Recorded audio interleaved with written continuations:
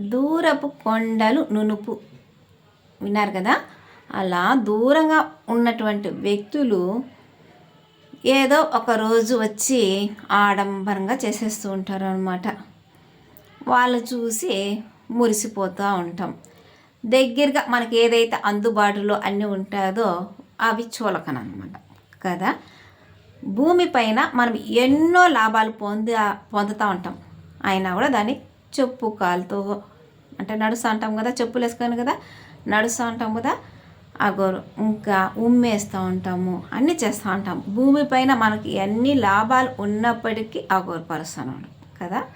ఇంకా ఆకాశం ఉంది, ఆకాశాన్ని ఎవరైనా అలా చేస్తారా? ఉమ్మేస్తారు, తొక్కేస్తుంటారా? కాదు.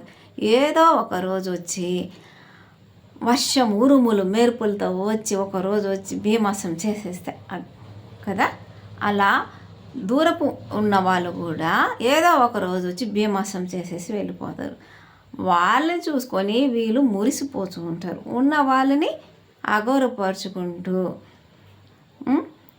సమయాన్ని ఏదో ఒక మాటలతో మాట్లాడి సమయాన్ని వృధా చేసుకుంటూ ఉంటారు. వాళ్ళ మనసులు గాయపరుచుకుంటూ ఉంటారు. వాళ్ళు బాధపడుతూ వేరే వాళ్ళని బాధ పెట్టిస్తూ కదా. అలా ఎన్నటికీ చేయకూడదు కదా.